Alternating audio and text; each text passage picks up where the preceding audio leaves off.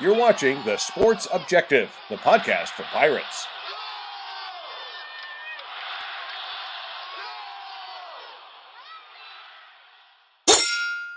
ECU, Pirate Nation, Purple and Gold family, stand to your feet, put your crossbones up, and lean side to side, yeah, and lean side to side, yeah, and lean side to side, come on, yeah, welcome to the Island, man, it's crazy in here, a whole sea of purple and gold waving in here, keep a plank on the Shark Tank, traders beware, because we got a whole bunch of rowdy sailors in here. You're watching the Pirate Football Playback on The Sports Objective. Join us every Sunday night on our YouTube channel and Facebook Live as we talk East Carolina football. Now, here are the guys. Welcome into the Pirate Football Playback right here on The Sports Objective, brought to you by, presented by L&K Custom Homes. Call Kevin Walker at 336-688-8461. Thank you, KK, for the support of the program. I got to give a shout out to my man, Kyle from LaGrange Barber. What's up, dude? What's going on, Dave? As we sit here on a winning weekend for the Pirates, waiting to find out our bowl destination. We'll break down the game, how our thoughts are on the season, I guess. But could have been better, could have been worse. It is what it is. 7-5. We have an opportunity to have an 8-win season. Would just be the 8th time in the last 22 years we posted 8 wins or more. So, and it would just be our third bowl win in fourth bowl win in the last 22 years if we can get it. So, a lot still to play for. No doubt. Bubba Rosenbaum, China Grove's very own. Appreciate you, man. All the stuff behind the scenes, and Pirates get it done, 49-46. And I know there's a lot to talk about, but just happy. It's kind of like I told my mom after the game yesterday, survive in advance. It's kind of like a tournament. So survive in advance. Wasn't our best game, but we got it done. Yeah, what a wild game it was yesterday in Philadelphia. And then the Pirates got big plays from Josiah Hatfield in the kick return game, and then Keaton Mitchell, 300 total yards of offense. The Pirates once again taking care of the football, winning the turnover battle. We were +1 there, and 6 consecutive games now that the Pirates have not turned the football over. And in my lifetime of following East Carolina football, I don't ever recall a streak like that. That's pretty impressive. Matt Semenza would bring you in. That was one of the things, guys, I forgot to text you. And I was thinking about that after the game. I was so excited. My family, we had like a watch party with my mom and dad and my kids and I. We watched the game, and it was so much fun. And it was a little nerve-wracking because, it was a little tight there. And but that pass that Holton threw, oh, my goodness, it was amazing. And to have that game, and I was thinking right after the game, we haven't thrown an interception and we haven't had a turnover. It has to be in 6 games. And I forgot to text you, Bubba, and I saw our friend Steven Igo tweet that out. And so I was glad I was right. I'm not the numbers guy like Bubba. So Matt, I was glad that I was right about that. Yeah, that's a pretty incredible statistic. And, typically when you go that long without a turnover, you're going to win a lot of games. And, but just to kind of piggyback on what you guys were saying, you look back at this season and maybe it wasn't everything we wanted in terms of a championship. But if nothing else, guys, it was memorable as far as so many games that came down to the wire, so many close games that could have gone either way. And, certainly just a memorable season in that sense. So looking forward to, like, you guys find out who we're playing in a bowl game. And, personally, I'm hoping for Fenway Park, but hey, we'll see what happens. Yeah, you kind of look at it, and people like the what if things. They'll go, well, what if we'd have beaten NC State? What if we'd have beaten Navy? What if we'd have beaten Cincinnati? But you can look at it the other way. What if we'd have lost to Temple? What if we'd have lost to BYU? What if we'd have lost to Memphis? So we play a lot of close football games. The only blowouts or convincing wins we really had all year were UCF, ODU, Campbell, and South Florida. Besides that, every other game was a nail biter. Yeah. It was very much like last season as far as the Pirates really could have been anywhere from 4-8 to 9-3 or 10-2.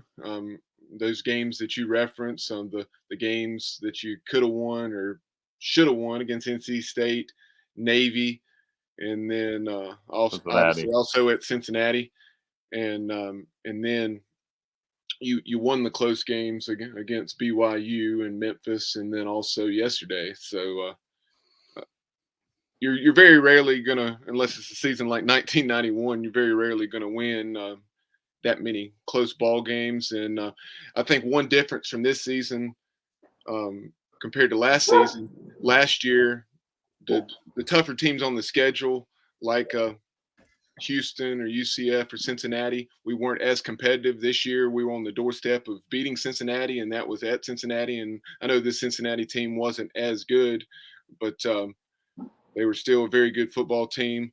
And then UCF was better than they were last year, and we beat them by 3 touchdowns. And so even though we're 7-5, this is still a bigger step in the right direction than a lot of people realize, even though we have the same record, and obviously we can better the record with a bowl win.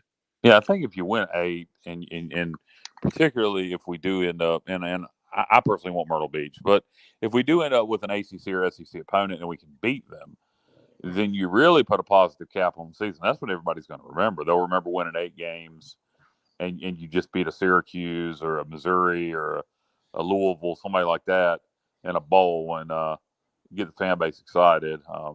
We'll talk about the Temple game, but that's the big question right now is where are we going bowling? And obviously there's a lot of talk about what Matt wants, which is the Fenway Bowl. Matt's in Connecticut, for anybody that doesn't know. So Boston's very close to him. So obviously he wants Fenway. A lot of people want Fenway. I'm a little biased. biased. A little bit. Kind of like me in Myrtle Beach. Exactly. We get so few games up here, Kyle, to your point. I mean, we just get so few games up here. It would be, I would personally love it. But, what's even more important than that is what's best for the fan base. So, like, if we could get. Well, don't you get like $5 flights from Hartford to Myrtle Beach anyway? You know what? You really do. I mean, you get incredible. You could take from Hartford, Connecticut, you can get on a Spirit flight and get to Myrtle Beach for like $100. I mean, so. Wow. That would be a good place too. I mean, I would gladly take that. Guys, my sister was asking me yesterday, so I'm going to be selfish here. Maybe people can help. You guys are smarter than I am. What about the train? Is that something we could take the train up to Boston? Yeah, you could. There's Amtrak. I checked Amtrak for the Boca Bowl. For some reason, a couple weeks ago, I was convinced we were going to Boca, and you'd have to take there's no Amtrak station in Boca, so you have to take it to West Palm. But I checked the Amtrak from Raleigh to West Palm, and unless you want to do a sleeper car, which is about $700, that's pretty reasonable. The only problem I felt with looking at Amtrak, at least to Boca, from Raleigh to Boca, was going when I was looking at going, which would have been the Saturday before the bowl game. They had coach and sleeper cars available. Nothing was available in business class, but you could get business class coming back. Business class sold out going down. And you don't want to do coach on a long trip like that on Amtrak. If you don't want to invest in a sleeper car, you at least want to do business class. That way, you have plenty of room. Yeah, well, I've never been on a train before, so it'll be my first time. I've been on planes many times, of course, cars many times. You go into different places, but I've wondered about the train to go to a Commanders game or different places. Go up to New York City. Commanders game would be really easy. That wouldn't take long at all. My buddy Mark, they took the train from Smithfield to DC to go see Korn in concert back this past winter, and they really enjoyed it. So yeah, the train for a Commanders game or for like an Orioles game or a Nationals games, that's really doable. Yeah, no doubt. And guys, it looks like we've talked about it numerous times about, we'll get to the game, I promise Bub in a second, but all the talk of military, I don't think that's going to happen. But I seriously doubt if the league says you're going to the military bowl, we're not going to turn that down, right? Well, we're in a position where we probably could, and I'll tell you why. Okay. There's 82, I believe there's 82 bowl spots to fill, and there's 79 bowl eligible teams. So that means we're going to have some 5 and 7 teams going to bowls. So we're going to a bowl somewhere. So we probably actually could turn it down. Because we'd be guaranteed a spot somewhere. Now at that point you may be like, all right, then you're going to the Cure Bowl in Orlando. Good luck playing the 5th place Sun Belt team. So I don't think, if you've made it clear you don't want to be somewhere, you're not going to be asked to come. I mean, that's just pretty much how that is. If I tell you, Dave, I don't want you at my house, I'm having a party, and I don't want you here, I don't think you're going to ask to come, are you? No, I don't. I'm not going where I'm not wanted. That's true. So I don't think I don't. We've made it clear we don't want to go to the Military Bowl. So I don't think they want us. I mean, that's how I would approach it if I was running the Military Bowl. And Bubba, have you heard anything from? Maybe we can ask our buddy Pete Medhurst. He knows that situation pretty well, a lot better than we would. The play-by-play voice of Navy. I wonder what he would think. No, I haven't reached out to Pete, but I will. I'll do that and see. And typically, he responds pretty quickly, and maybe we can get some word from him. But kind of going back to yesterday's game, obviously early on the Pirates offense, 2 straight 3 and outs, a start very similar to what we saw last weekend against Houston. But unfortunately, we got things in gear, and what a day for Keaton Mitchell. Keaton had 222 yards rushing, 3 touchdowns on the ground, also had the 73-yard touchdown reception on what was a near disaster on the jet sweep fake, where we extended the ball a little too much there. But Keaton Mitchell now, as you see there on the screen, 1,325 yards, 7.4 yards per carry. That busted play where he kind of just shovels it to Keaton, that was incredible. I mean, that was like it's like disaster, and then you're like, all right, Keaton's gonna turn it into something positive. And you're like, holy crap, he's gonna score. That was an incredible effort by Keaton. Good job by the receivers blocking downfield, staying alert. But that was and good job by Holton, getting the ball out of his hand and creating a positive play. But that's you ain't gonna see that happen too often. A busted play go for a 77-yard touchdown reception. I mean, that was an incredible play. Keaton, guys, he's the perfect example when you hear the phrase "speed kills." I mean, he is a one-man wrecking crew, and I really think it was a strategy going back to before the BYU game for him to kind of, again, what he tries to do is he looks to bounce everything. He looks to bounce everything, get to the outside, and then get north, as they say, north and south, and use his speed. And man, when he gets ahead of steam, nobody's going to catch him. So he is a one-man wrecking crew. Beyond impressed with what he was able to do this season. Yeah, it's funny that when you think of a running back, it reminds you of is Chris Johnson, who played at East Carolina. So it'll be interesting if Keaton goes to the league this year. If I was Keaton, and I understand why he'd go to the league, you only get so many carries. Running backs' careers are short. But one thing I think Keaton needs to improve on is his receiving skills. He doesn't catch all the balls that are thrown his way. And with that speed, if he could get a little bit better at catching the football, he could. I think he could go from maybe a 3rd, 4th round draft pick. I don't know what he's predicted to be if they've even done that yet this year. I think he could get in a 1st, 2nd rounder if he could work on those pass catching skills a little bit in the spring and summer and come back next fall. And obviously that's also me being selfish just because I want him to come back. Yeah, that's my thing is that I definitely think that he could make a team. But if he had another season like he has the last 2, 3, like he has that in a row, then he's a proven commodity. That's to me, I know a lot of people are talking about quarterback, but to me, the key to the season is one of the keys for next year. And we'll talk about that. Dave's audio I think Dave just froze up on us. Yeah. Dave's having some technical difficulty there, but Dave mentioned, quarterback play, Holton Ahlers, as we already mentioned, we were turnover free yesterday, and Holton once again taking care of the football. I think he finished 25 out of 37, 314 yards, and I believe it was 3 touchdowns, no picks. But we'll confirm that. But for the season now, 23 touchdowns, 5 interceptions, a little over 3,400 yards for Holton. And he at least had 3 touchdown passes. Yeah, it was 3.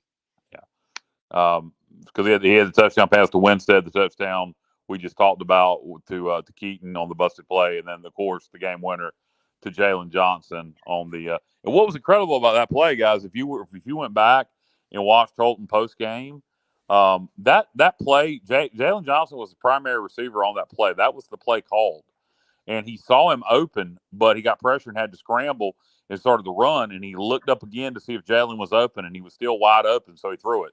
But that was actually the called play, and he was the primary receiver on that play, even though it looked like a scramble drill. That was the play that was called. Interesting. And guys, thinking about Holton, man, nobody needs a break more than him. I mean, his body is just banged up. There were reports that he has broken ribs. We all know about the shoulder issues that he's been dealing with all year, but you could really see it yesterday when he was just trying to run. He's just not running like himself. You could tell he's beat up. So, having a chance here for a few weeks to really rest up his body, no contact whatsoever is going to be huge for him because, when he's healthy and he's able to make athletic plays with his feet, he brings a whole nother dimension to the offense. Did you notice his left hand? I mean, that throwing hand, he had a glove on it yesterday, and it came out in the post game. Holton said when talking to Jeff Charles in the post game, I believe it was on the Playfly Sports Network, he was just saying that obviously not much was made of that pregame, but the reason he had that glove on his hand, he had some type of fracture in one of his fingers, and so he was just saying exactly what you're saying. Not only did he have that, but the shoulder deal, and he's beat up in so many ways, but battling through it and still putting that type of performance on the field, throwing for over 300 yards despite those things. A fracture in your throwing hand seems like it would make gripping the ball very difficult. Yeah, I'm sure that's one of the reasons he had that. Why he had that glove. Was it like a compression glove? What kind of glove was it? Fortunately, it was. I don't know if it was a cold weather glove, but fortunately, we didn't have any really bad Philadelphia weather yesterday. It was not nearly what it could have been in 2014. I bet it was a compression glove. 54 degrees is what I think, right? Yeah, it was something along those lines. It was very similar to what it was the previous weekend in Greenville, I think. I asked Alexa last night. I asked her what the high was, the average high in Boston at Christmas, just because you're close enough. And she claimed 49 degrees. I think Alexa's full of crap. That's average, right, Matt? Average. Yeah, I don't believe that for a minute. I mean, just depends on the time of the day. I mean, like that bowl game is an 11 a.m. start. Yeah, I want to say 17 degrees. Yeah, I mean, you probably at the absolute highest, you're probably like low 40s at that point, which wouldn't be a bad thing. No way. At 11 a.m. in Boston, low 40s? I'm saying at the end of the game. Best case scenario. Case scenario. Yeah. I think the wind, though. The wind is really what gets you in the Northeast. When that wind's swirling, it makes it very tough on the quarterbacks and also the kickers. If it's 40, and maybe there'll be a warm front, but if it's 40-some degrees at 11 a.m. in Boston on December 16th, I'll buy you a nice Christmas present, Matt. What would you like? All right, let's check with the meteorologist to see if I can. Take a bottle of Kraken rum, Kyle. All right, sounds good. Man, I can handle that. Guys, Bub, I wanted to ask you guys, Matt, you brought it up, and that was one of the things before I forget. Injury-wise, you brought up Holton. That was one of the things I was going to ask about going in between now and the bowl game. What about Stringer? There were some other guys I thought about yesterday. Yeah. Can y'all talk about that? Yeah, you had Marlon Gunn. Somehow I missed that. I was watching the game, but it must have been maybe when I got a phone call or something, perhaps. But somehow I had missed that. I knew he had 3 catches, and just. I think when he went out, Bubba, I don't really think it looked like he went out, unless I missed it too. I think he took a hit, and I think he left the field on his own. He just never came back. That's the reason. That's probably the reason I thought that then. I thought it was probably just a matter of the hot hand with Keaton, and you got him some touches in the passing game. But I figured, Keaton Mitchell had 27 carries yesterday. That had to be fairly close, maybe his second most of the season. I think one game he may have topped 30. But so you got Marlon Gunn, has that leg injury. He's a little beat up. And then you mentioned Gerard Stringer. He did not play yesterday, which was a real hurtful loss. Second leading tackle on the team, 63 tackles, 5.5 or 6 tackles for loss, and just the energy he brings. He really lays the wood to people, and it really showed up tremendously. I know he had played against Houston when we got picked apart, but clearly we're a much better defense with Gerard Stringer on the field. And other than that, Coach Houston didn't really say anything specifically, but Hickman. Yeah, you had Manny Hickman. I'm sure a lot of it's probably not serious injuries, but just the typical bruises and just being beat up after playing 12 games. And very physical football. And we play very intense. And I think that's a part of the problem with the defense the last couple of weeks is, well, first of all, give credit to Houston and Temple, particularly Houston. They got a good offense, and Temple's got a good quarterback. But what we do defensively and offensively with Coach Houston's coaching style and Blake Harrell, et cetera, we rely so much on intensity. And if we're not bringing the intensity 100%, it's going to show up. And we haven't looked like the same defense since the Cincinnati game. And, hopefully we can get some guys mentally motivated and some guys that are banged up back healthy. Coach Houston today, apparently on the coach's show, said he would like an ACC or SEC opponent. So evidently he thinks that will help motivate the team. So maybe this defense has played well at times. Granted, we are much better against the run than the pass, but there's times we defended the pass well. The last couple weeks, and particularly against Temple, them throwing over 500 yards on us yesterday, I didn't see that coming. I really thought that game yesterday was going to be something like a 32-24 type ball game. I did not expect either team to score as many points as they did. And since you brought that topic up, Kyle, of the pass defense, I know Matt was making some comments off air, prior to the show beginning, and he'd gone back and had a chance to watch some of the defensive effort yesterday. So Matt, going back and looking at things, what were some of those things that stood out? Because to be honest with you, after what we saw against Houston and knowing what E.J. Warner had done to Houston, and I really felt as though we may be in for a long day and may need to score a lot of points, not necessarily 49, but I had my doubts as to whether we'd be able to slow them down very much. Right. Well, I'm glad you brought it up because I wanted to go back and just watch and focus on the defense because you read the papers, you listen to all the post game shows, and it's the defense got carved up, right, which is the obvious, but you want to go back and see, all right, why did we get carved up? What was the reason for it? And there were a lot of things that happened yesterday. First of all, you got to give credit to Warner. For a freshman, that kid is highly advanced, his ability to read defenses. Oh, yeah. He gets the ball out quickly. He's smart. He's very good at reading defenses for a freshman. Which is very unusual for somebody his age. But Temple had a game plan to get the ball out quickly. If you look at what we were doing on defense, we're playing a shell defense. Just a very soft defense. Your corners are anywhere from 8 to 12 yards off. Your two safeties, who yesterday were Teagan Wilk and Julius Wood, were typically about 10 to 12 yards off.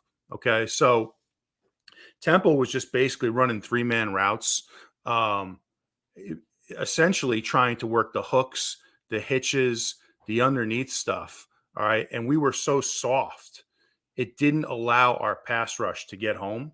So the combination of not being able to get a pass rush and then playing so soft in the secondary, they were just able to pick you apart underneath. So, I'm talking wide open receivers, and we really struggled to find anything that worked. And we really never made an adjustment. And that was my biggest issue with it. I'm a huge fan of Blake Harrell. You guys know, you listen to me on this show. I don't think anybody gives more credit, to Blake Harrell than I do. Yesterday was not his day.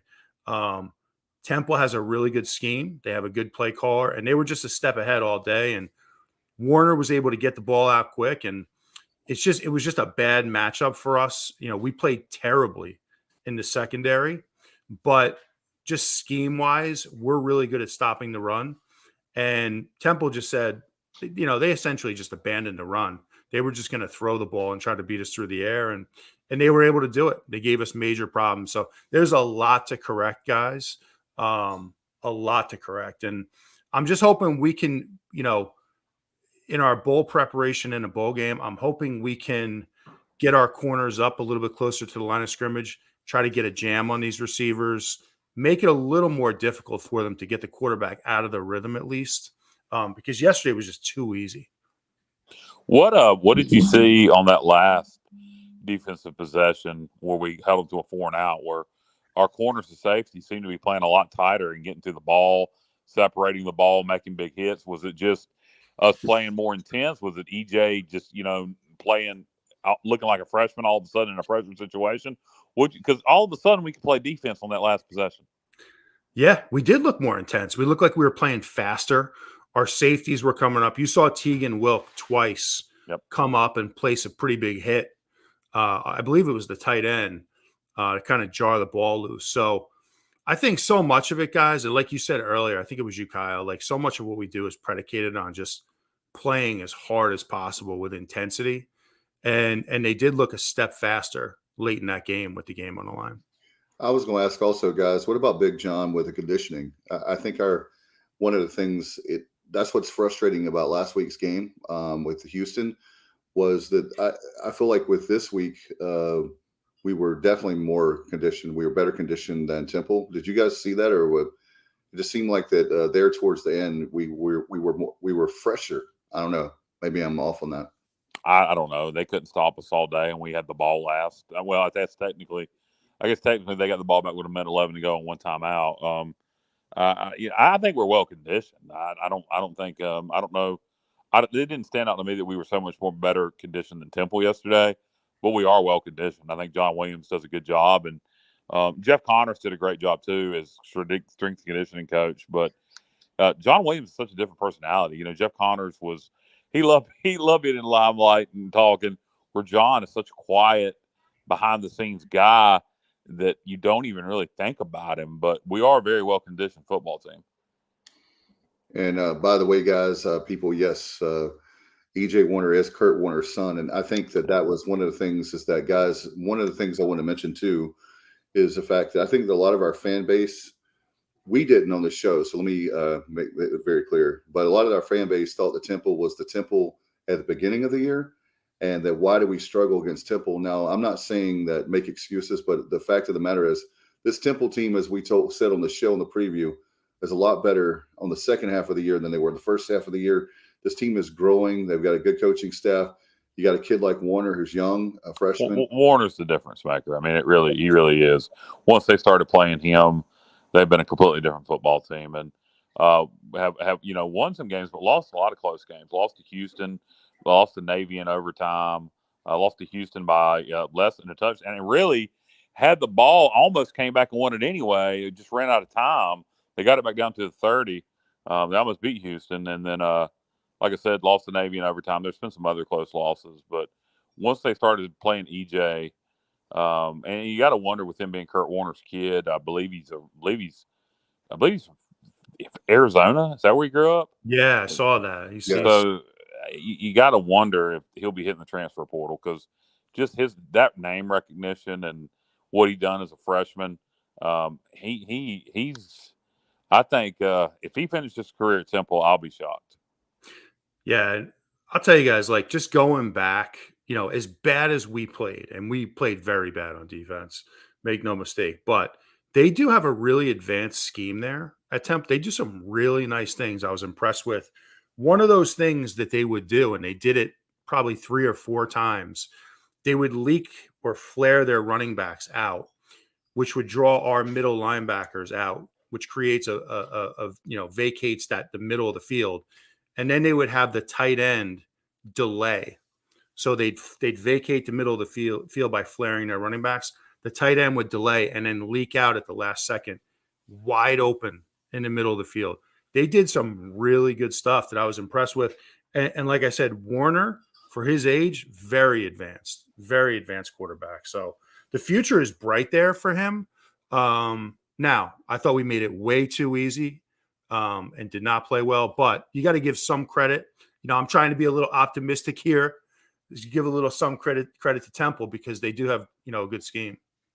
Yeah, it was funny last week after the Houston game when we scored 3 points against Houston, which was unexcusable. Everybody was talking about firing Donnie. I haven't seen as many posts about firing Donnie after you put up 49 yesterday. So in fact, didn't Donnie make a sarcastic tweet about being fired, Bubba? Yeah, that was really funny. That was from some fake account, but I didn't check Donnie's official account, but yeah, there was something from a fictional account. It was underneath. Coach Houston tweeted a picture of his home with the purple lights and just saying it was a great day to be a Pirate, or something along those lines. And then that fictional account posted something rather humorous there. Like he had to get a drink before. I know you're going to fire me or something like that. My wife just informed me that Big Game Boomer had Keaton Mitchell as their top performing running back of the week, for whatever that's worth. But if you give a crap about Big Game Boomer and their Twitter account, which I don't, because of their suggestion for who has the top ECU podcast, that changes like the wind, so it's okay. Do what now? That changes like the wind, so it's okay. Yeah, but anyway, they had Keaton Mitchell as their top running back of the week. So good for him to get some recognition, no matter who it's from. Guys, one thing I just want to point out about this show, we've never, that I can recall, you correct me if I'm wrong, I don't think anybody on this show one time this season has called for any coach to be fired. No. What I like about this show is we can be very critical at times. We're also very fair. Like the Blake Harrell situation is an example. We sing his praises constantly, and he does a great job. Last few weeks, not so much. So it's fair. But you can be critical without calling for a coach's head. And I don't think we've ever done that once this year. So, Donnie, if you're listening, we've been critical, but we've never called for your head. Hey, we'll have a drink. We'll have a drink with you, but it won't be because we're going to fire you or want you fired. I like Donnie. I don't think the game's passed him by. I'm fine with him continuing on as OC. A lot of people may disagree with that and want to change, and I don't think it's going to happen. I think Donnie and Coach Houston have a good relationship, and quite frankly, if you look at our offensive numbers this year, they've been pretty good. So I mean, Donnie's not the problem. Donnie's not the problem, and that's one of the things, guys, I want to mention too is the fact that our fan base. I know that we've talked about this, and I will say this, Dave. I don't mean to interrupt you, but I will say this: I would like to see us bring in a quarterbacks coach. I don't know that Donnie's the best at developing quarterbacks. I would like to see us bring in a quarterbacks coach. I think that could help Donnie out a lot. Yeah. So for me personally, I was going to say that this fan base, again, is so critical to the point of not only firing the coaches. You brought that up. I'm glad you said that, Matt. But the fact of you look at this, and we were obviously upset that we want to go 12-0, 13-0, 14-0 with a big bowl game, right? And maybe a playoff one day. But considering where this program was, you look at the fact that when Mike Houston took this program, we talked about that ad nauseum. But the reason I brought that up is the fact that, yes, we're grateful this fan base cares because that's awesome. But at the same time, if you look at it, you would think after yesterday that we lost the game. We won the game, and we're two back-to-back for the first time since 2014. Think about that. If you're in the fan base, 2014 is the last time we had a back-to-back winning seasons. That's unheard of in Pirate history. We had 6 straight losing seasons. And to me, the fact that the last 2 seasons we could have 15 wins, if we win the bowl game, we would have 15 wins.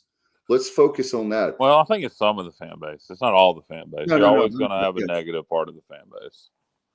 Yeah, I just wish that they would lighten up with the fact that it feels like that we're getting ready to be hopefully 8-5. It feels like we're 4-8 right now. I don't feel that, dude. I think you're letting the negative people get to you too much. Don't pay them any attention. I think it's okay to be disappointed with the defensive performance yesterday, but you should be damn happy with the offensive performance. I think it's okay to think we should have won at least 8 games or 9 games this year. I think we should have. I think seven wins was a bit of an underperformance, but it still, you still celebrate it. It's still 7 wins. It's a winning season. back-to-back winning seasons, like you said, for the first time since 13-14, and a chance to win 8 games. And as I pointed out, we've won 8 games exactly 7 times in the last 22 years, 8 games or more. Yeah, 7 times in the last 22 years, and we've won exactly 3 bowl games, 4 bowl. Let's see, Gallery Furniture Bowl, Hawaii Bowl, and St. Pete Bowl in the last 22 years. The 8-win seasons came in consecutive years from 07 to 09, where we won 8, 9, 9, and then from 12 to 14, where we won 8, 10, 8. Yeah, and I'm including 2000 in that. Yeah, in 2000, we of course went 8 and 4. Yep. So it's it's still 7 wins is a good. It's headed in the right direction. And to me, I always look. To me, a special season at East Carolina is 8 wins or more, and we have a chance to do that. We have a chance to win 8. We have a chance to win a bowl game, and it could end up feeling very much like the Hawaii Bowl year. The Hawaii Bowl year, we came so close to winning the Conference USA Championship, but then you beat Boise State in the Hawaii Bowl, and everybody remembers the 07 season, the Hawaii Bowl, and look at it as a great season. When the fact is, we should have won the conference championship. So it could be a very similar thing if we go out and win our bowl game. Yeah, and I think that's a really good point. I'm sorry, I didn't mean to cut you off, Bubba, but what I would like to see, guys, is obviously get that 8th win. That goes without saying, but I want to see our defense right the ship. I don't like the current trend right now we're seeing defensively. I want to see the defense right the ship. So we'll have an opportunity. We have a chance to get healthy here. I think that's a big part of it. Kind of take a step away from the game for a few weeks, get yourself rejuvenated mentally, and right the ship, because this type of defense is not what we've seen throughout the course of the year. And listen, that's not even controversial. Mike Houston will tell you that. Blake Harrell, I'm sure, is disgusted by it. I'm sure the players are too. So let's hope we can get that done. And everybody's got to remember, and most of you probably realize this. Matt Simmons played linebacker for East Carolina from 95 through 97. And so, defense is his forte, his cup of tea, and his expertise. So bad defense performance is going to get on Matt's nerves more so than the average fan. Even though we won, all he can think about is the defense. So, people got to remember where Matt's coming from when he's saying what he's saying. Yeah, and obviously I think that's what will help this team is the running game is there, guys. We've got the running game definitely. Stepping up on the defense when we know that we have a lot of offensive weapons, and hopefully a lot of those guys that can come back, they're not graduating, that we'll have them where we can keep building this program beyond the bowl game. Yeah, we got a bunch of young players, and the bowl game is another opportunity. You talk about that's something we haven't even addressed is practice. We get ball practice. Get a lot of young players some work. I think you get a lot of seniors some rest. You're going to jump into it if it is the Fenway Bowl or the Myrtle Beach Bowl for that matter. You're going to jump into it right away because those bowl games are coming up in a hurry. You're talking about the 16th and I believe the 18th or 19th. So those 2 bowl games will be here in a hurry. So he said he's going to give the team off this week. So, but we're going to jump into bowl prep. It's one of those 2 bowls starting next weekend. Yeah, we talked about the individual effort of Keaton Mitchell, also Holton, but Isaiah Winstead, coming in from Toledo, he really had the makings of being the number 1 guy, and he's been just that. 82 receptions, a little over 1,000 yards now. He surpassed that 1,000-yard mark yesterday. Had 7 catches for a little over 60 yards. So going into the year where you really need some guys to step up with the loss of a Tyler Snead, Audio Matosho, etc. And with the uncertainty of C.J. Johnson, who's also had a heck of a year and just, I think, about 65 or 70 yards away from 1,000 yards himself. What a year for Zay Winstead. Yeah, Winstead's done a good job transferring in from Toledo. Had a couple of big catches yesterday. Hadn't shown out in a few weeks, but had a couple of big catches yesterday. So really appreciative for what he's done for the football team this year. Jalen Johnson dealt with injuries in the spring and then dealt with injuries again during the season. He had high expectations. Good to see him back on the field. these last couple games, and made the biggest catch of the game yesterday. So and we need Jalen to produce next year. So I think he has the ability. He just needs to stay healthy. Yeah, and what a difference the portal made for us, fellas. When you really take a look at it, like, picking up grad transfers like Winstead.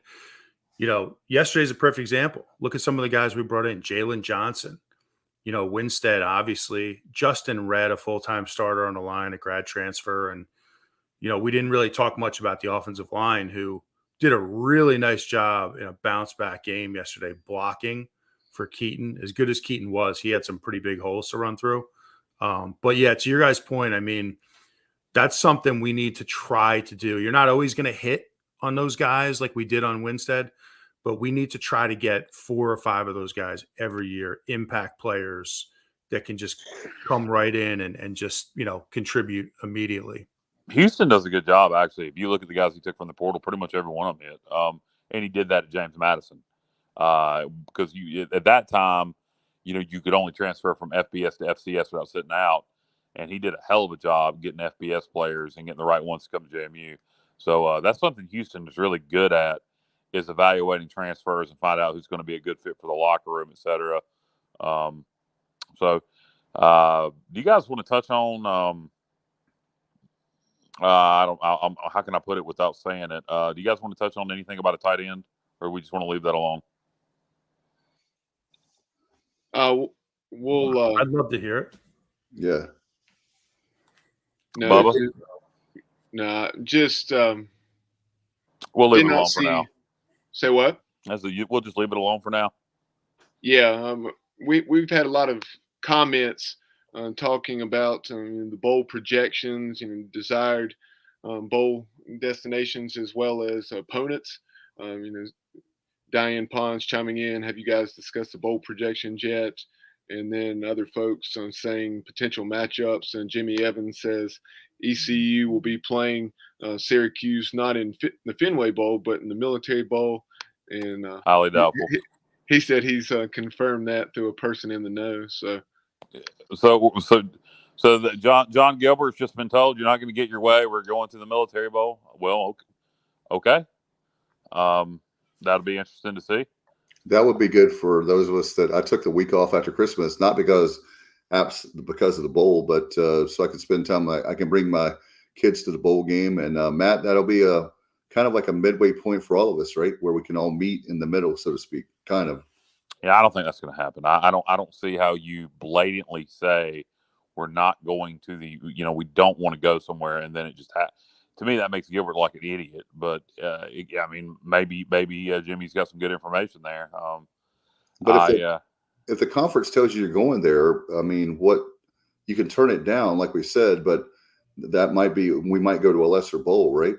Yeah, definitely. I think you definitely would at that point. I think you probably end up at the Cure Bowl or something like that. But I mean, I don't know. Again, I go back to I use the analogy of, and I use it in reverse, but I use it right. Let's say I said, I don't want to come to your party, Dave. Your New Year's Eve party you're having in this fictitious world. I don't want to come to your party. I got other plans. I don't want to come to your party. Quit asking me. And then you continue to you're not going to invite me. You're not going to continue to invite me. And that's what we've done. We said we don't want to come to your party. So if you invite somebody after they said they don't want to come, that's a really strange thing to do. So, I mean, maybe they do. Maybe they just really want us because they think we'll travel well. But I have no problem if the Military Bowl versus Fenway Bowl. I'm not going to get either one of them. Military Bowl certainly travel wise would be great, but unfortunately that's chemo week for me, so I wouldn't be able to go, and I'm not going to Boston. So either way, I'm not going to be at either one of them. So it don't matter to me. I just, my thing is I feel like it's going to be a Matt's way in the Fenway Bowl. I know Diane, there's a lot of people that are watching and listening to the show that won't, and I would prefer Myrtle Beach because that's the closest. Me too. But Boca Raton, the Boca Bowl would be warm. I want a warm bowl, but I just have a feeling because I want the warm bowl, it'll be the opposite. Georgia Southern and Myrtle Beach could be fun. You do wonder how fired up the team would get about playing Georgia Southern. I was hoping App could beat Georgia Southern last night because an East Carolina App matchup would fire up the fan base and would have fired up the the players. It's interesting, and Bubba, you can touch on this some. I was under the impression that if there wasn't enough bowl teams, that any 6-6 school, despite playing 2 FCS, took precedence over the APR 5-7 That's school. true, right? No, according to what me and Bubba are hearing, even though there's only 79 bowl eligible teams now, if Buffalo wins this Friday night 80, and there's 82 spots, that App would not, even with 6-6 with 2 FCS wins, 5-7 teams with high APR would take precedence over App. Is that what you're hearing, Bubba? Bubba must not be at his computer right now, but Bubba's got inside sources at App. That's the reason I asked for Bubba's. That's what he was being told. So otherwise, App would know they're going to a bowl right now. So it looks like, which is ridiculous to me. I'd rather see a 6-6 school with 2 FCS wins get a bowl bid over a 5-7 school that has a high APR. And then you also, how about the NCAA go ahead and waive James Madison's appeal? They won 7 or 8 ball games, and I'm going to go to a bowl because it's their first year in FBS. That is the stupidest rule. Especially when there's not enough teams. Yeah, you transfer up from FCS to FBS and you get bowl eligible. Why the hell should you be penalized for that? It doesn't make any sense. And there's not enough teams now. So instead of having I believe it's an 8-win James Madison team and a bowl, we're gonna have as few as 2, as many as 3, 5-7 teams in bowl games, which is just idiotic when there's a 6-6 team and an 8-win football team sitting at home. It's completely idiotic. Well, the NCAA, guys, continues to be the worst run organization in America. And it's almost a joke. The NCAA has really become an absolute joke, in my opinion. And they just can't get out of their own way. And that's just the latest example of many. And I agree. There's no reason for it. You're either in this division or you're not. Yep. So what are you penalizing guys for? I heard that the rationale, which is stupid, I think we talked about this on a previous show, is NCAA, their justification for it is they don't want a James Madison to come up to FBS and go back down to FCS. Why would they do that? It's an antiquated rule. It's an antiquated rule. Yeah. There was a time where you could maybe have seen something like that happening, but that's not going to happen in today's game. It's antiquated. You get rid of it. James Madison filed for a waiver. Give it to him. I mean, at this point, there's not enough bowl eligible teams. So instead of us having to watch 5-7 football teams playing a couple bowls, let James Madison go to a bowl and let 6-6 with 2 FCS wins App State go to a bowl. It makes a lot more sense. It's a lot more appealing than 5-7 football teams. And I think APR scores deciding if you get to go to a bowl is utterly ridiculous. I mean, who gives a damn?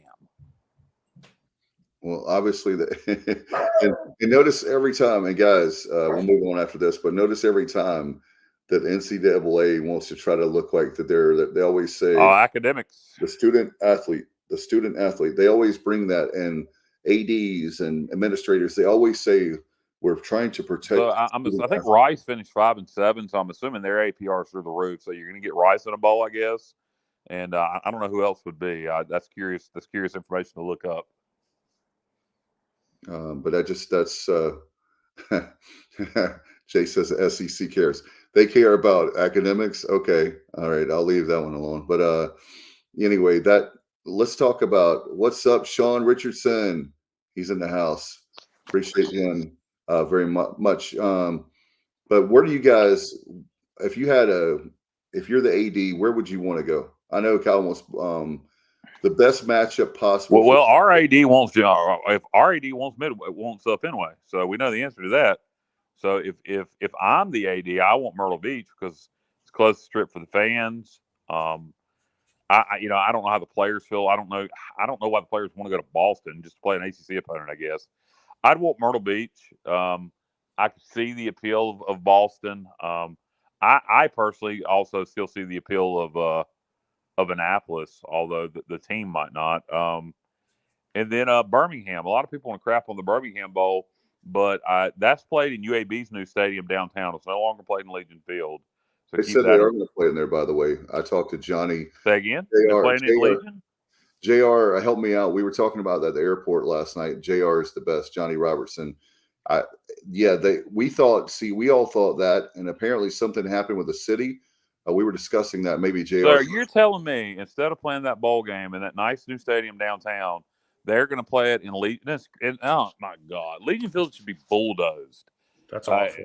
Yeah, I hope that that's is not true. ridiculous. I hope that's not true, but that's what we were discussing last night at the airport when we're waiting for the Well, Pirates. we need to get confirmation on that. If somebody can figure out if that game's played at UAB Stadium or if it's still played at Legion. But that's a ball possibility that's come up. Missouri would be the opponent that most projections are showing down there. Although I will also say this: when you look at these bowl projections from College Football News and Yahoo Sports or CBS or whoever, half the time they're just guessing. So don't take too much in those projections. But I'll tell you guys, location aside for just 1 minute, I love the idea of playing Syracuse. I just really like that idea for a lot of reasons. But I just think in terms of a matchup, it's a really good matchup for you look at our skill set. Obviously we struggle against the pass. We're very good against the run. Syracuse, conversely, they struggle to throw the ball. They're a very physical team on the line. They love to run it. And that quarterback he's the type of guy where he's just always looking to make plays with his feet. So I think that would be a fun matchup to watch just in terms of, the opponent. I could care less if we play him in Boston, the military, whatever, but I'm kind of hoping we get Syracuse. Yeah, I think Syracuse is appealing not only because of the style of offense they play, but also from an old school East Carolina fan. And I say old school, I'm talking about from the 90s, but people obviously go back way further than that. We used to play Syracuse on a regular basis. So from that standpoint, for East Carolina fans who have been around at least since the 90s, there's some history there. Yeah, they're one of those schools. Like another one that comes to mind is Pitt, up your way. I'm gonna give you some love of their Matt. They're one. I love the idea of Louisville, but like Kyle, we were talking about, you don't know which Louisville you're going to get. So I'll give you credit, Kyle. You're right. They had a if I'm the military bowl and we really are just adamant we're not going, I would try everything I could to get Cincinnati Louisville in the military bowl. That would be a great draw. It would excite Cincinnati fans because that used to be a rivalry. It hadn't been played in a while, and I think Louisville fans, because Cincinnati has elevated themselves so much, would be excited about playing it. You got it's just across the river from each other, but they haven't played in a while. So if you could get Cincinnati Louisville in the military bowl, that's what I would do if I was running that bowl game. Yeah, I think Cincinnati Louisville will be that would be an outstanding matchup. And again, like if you're looking to get away from East Carolina this year, then you're right, Kyle. Another thing is you're talking about the proximity. I mean, that rivalry, you hadn't played to that. That would be a great thing too for. Would you guys? It's not going to happen, but would you guys want to see something like a ECU Duke, ECU NC State, ECU Carolina? ECU Carolina not going to happen. ECU NC State's not going to happen. ECU Duke could happen. I don't want to play Wake Forest.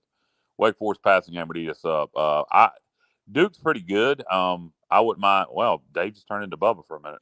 I wouldn't mind Duke so much. If I think it would fire up our team. I think we'd come ready to play. A bowl game we haven't mentioned, guys, is a bowl game we have some history in. Back in the 70s, the Independence Bowl has the American this year, and it was supposed to be American against Army. Army's not going to fill it, so it's American against the Sun Belt. I think how old school would it be to see East Carolina Southern Miss in the Independence Bowl? That would be very nostalgic. Absolutely. And Bubba just posted South Alabama. Bubba, was that projected anywhere? An ESPN projection had us playing South Alabama in the Independence Bowl. I just don't think that Southern Miss is as cool as that matchup would be from a nostalgia standpoint. I don't think at 6-6 that they'll get that good of a bowl. Probably not, but I don't know what the pecking order is because they just signed the Independence Bowl because Army wasn't eligible. So I don't know what the pecking order is for that. You would think that the Independence Bowl will go to the front of the line, but there's bowls that are already contracted to the Sun Belt. So I don't know. It could be South Alabama and Independence. It could be. It'll definitely be somebody of that from that region. South Alabama, Louisiana, the Raging Cajun, or Southern Miss would be my guess. Is one of those three. Maybe Troy. Troy also could end up in that bowl if they don't win the conference championship game against Coastal. But I believe if they win the conference championship, they'll be in New Orleans. So I'd like that. I wouldn't mind the Independence. I don't want to play South Alabama. One, because they're a good football team, and two, nobody knows who the hell they are. So that's not what you want. You don't want a football team that your players are going to be excited about playing, and they're good, so they need to be excited about playing them. That's my fear with South Alabama is not only would our fan base be like South Alabama, but our players would probably have the same reaction. And they're a good football team. They're a well-coached football team.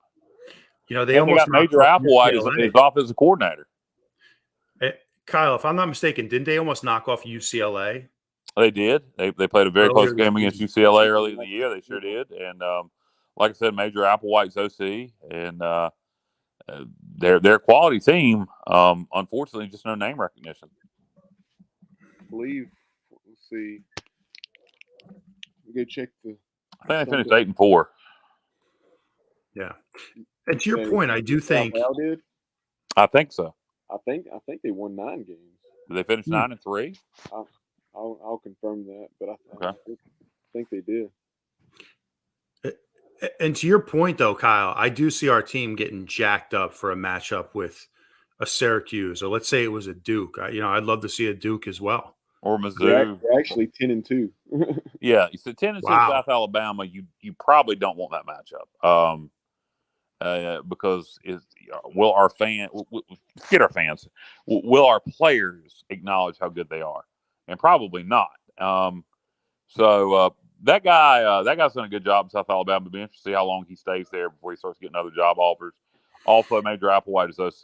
It'll be interesting to see before he starts getting more job offers for OC jobs other places. That guy was he was the defensive coordinator at Missouri, I think, when they hired him. I can't think of their head coach's name. Not sure. I know he I believe he was defensive coordinator at Missouri at the time when they hired him, whatever his name is. But so South Alabama versus ECU has been projected on apparently ESPN. Like I said, I don't pay too much attention to those projections.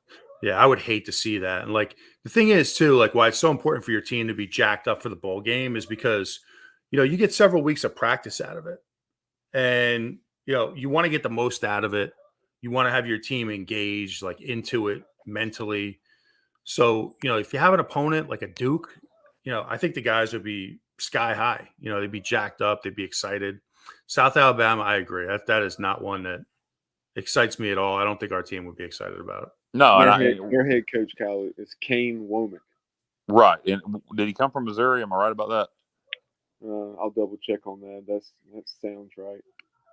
But whereas Southern Miss, the fan base would be interested, and God knows at least Holton would understand the rivalry, and he could perhaps relay that message to the other players. Holton knows the East Carolina Southern Miss history, and he could relay it to the other players. Where if it was USM in the Independence Bowl, but if it's not USM in the Independence, then I really don't want to go there. I have no interest in playing Louisiana in another bowl game, and certainly no interest in South Alabama. Though I do think if we were motivated, we'd beat the crap out of Louisiana this time around. And Kyle, this is his second year there at South Al. Last year he was 5-7. This year 10-2, and he was the defensive coordinator at Indiana. Indiana, that's right. I knew it was a Midwest school. Yes, defensive coordinator at Indiana, and he's done a great job. And he will not be. You wonder when he'll start getting offers from other programs because you win 10 games your second year at South Alabama, people are going to notice that. Yep. Hey, let's just jump back to the Military Bowl for a second. I mean, there's a few things, I wanted to get your guys' take on. I mean, the first thing that comes to mind is the fact that the players have kind of been there, done that. You want the guys to get a good experience. You want them to see something new. But how about the fact that, Gilbert, it seems, and I'm just kind of looking at this from the outside, it seems holds a little grudge for the way that whole situation went down with Boston College last year. You wonder, from my standpoint, I lost all respect for Boston College, the way they handled that. You wonder how much the bowl knew versus the fact that, Boston College just at the last minute decided to back out. So you wonder what is really behind this. Well, What are your thoughts on that? I can guarantee you the bowl game didn't want it to be canceled. That cost them a lot of money. Right. So I don't think that they probably had any more knowledge. I don't see, unless they were told it might happen and was just holding out hope and kept it hush hush. I don't blame the bowl game for what happened. If Gilbert does, maybe he knows something we don't. I think it's more of there's two schools of thought to me when something like that happens. You can look at it as unfinished business. We want to go back there and actually play the game and win it this time, or you can look at it as it was such a negative experience. And that's my guess, is the players have such a negative view of that bowl from going up there, doing the bowl week, and then not getting to play the game. It probably left such a bad taste in their mouth. They just don't want to do it again. And I totally get that. I mean, there's part of me that feels the same way, just because it's just such a bad memory. To me, not playing that bowl game was worse than losing any bowl game. I can confirm not playing is worse than losing. At least it was to me. So I get where Gilbert's coming from. If he has any grudge towards the bowl personally, that doesn't make a lot of sense to me without knowing anything, because there's no one. The bowl lost a lot of money by it not being played. Let's see. The Sunshine State on YouTube says, "I'll bet anyone $1,000 that we'll be going to the Military Bowl." And heard it last night from a friend in the administration that we will accept, and it'll be Wake Forest or Syracuse. All right, Sunshine State. What's your real name? What's your real name? If you post that on the screen, I'm not going to bet you $1,000, but I will bet you. I'll bet you $100. But we Only need your if we real get name. a real name, though. Yeah, exactly. But very quickly before we come back to this, as well as also discuss the coaching carousel, because you've had some hires taking place as well as some strong speculation over the weekend.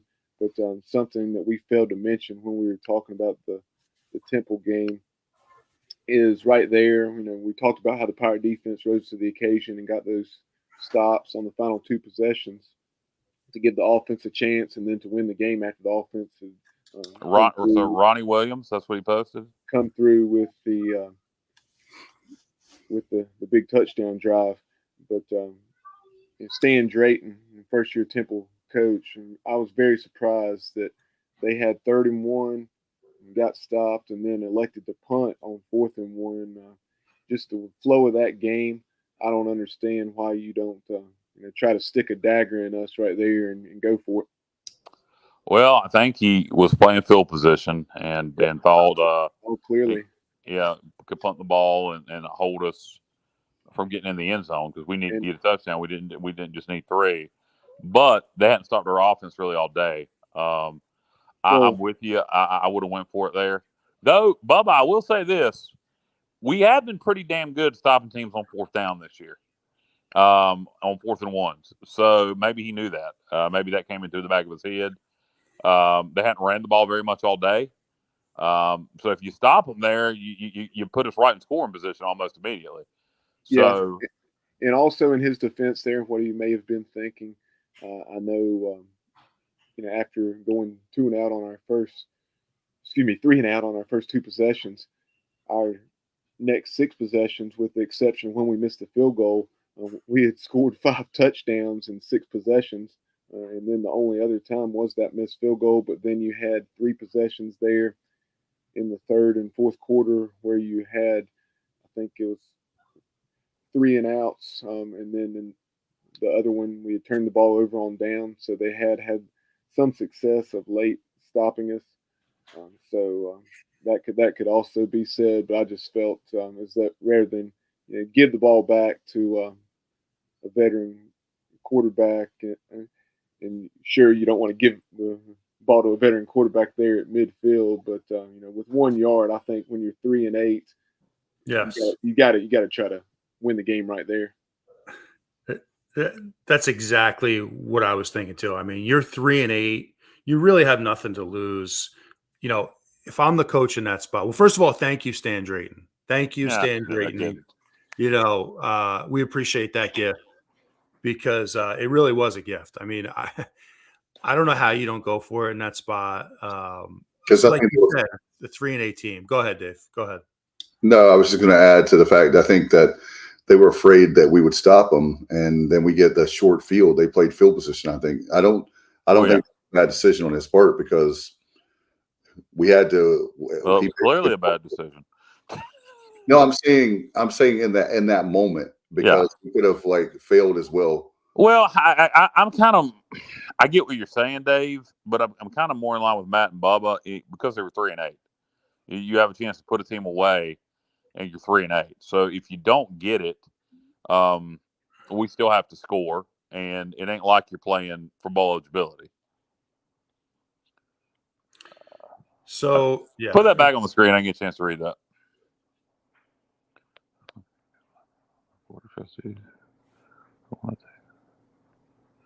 Yeah.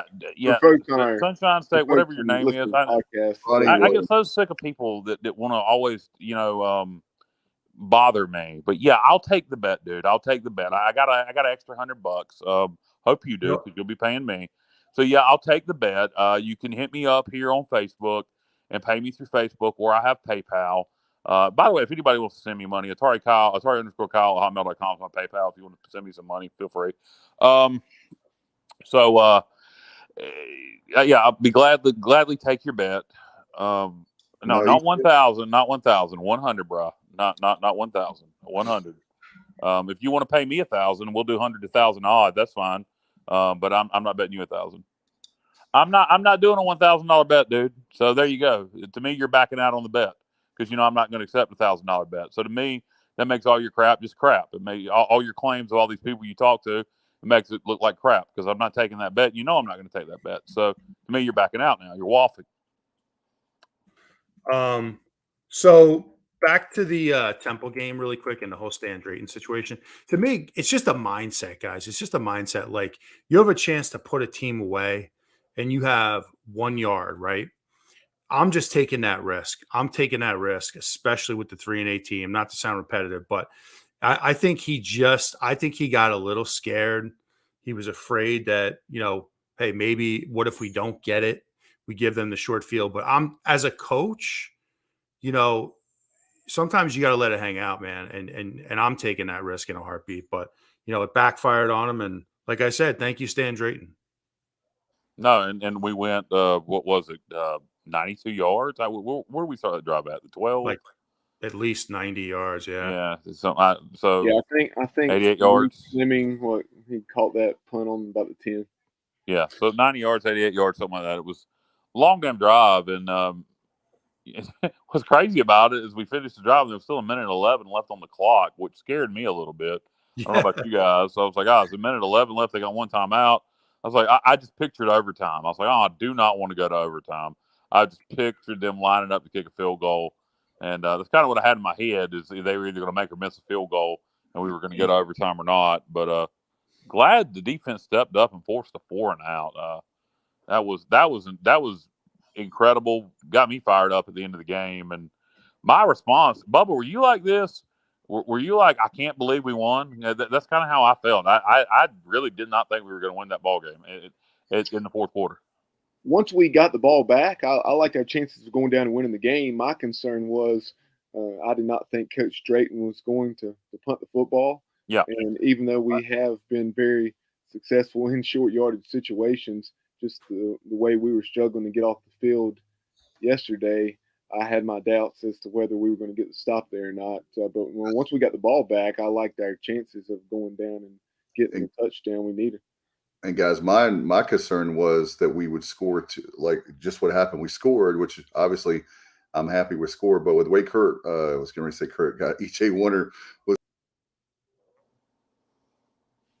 Yeah, I don't know what happened. And just like that, Dave left the building. Yeah, Dave just vanished. But yeah, I get what he's saying, which it concerned me too. We scored so fast.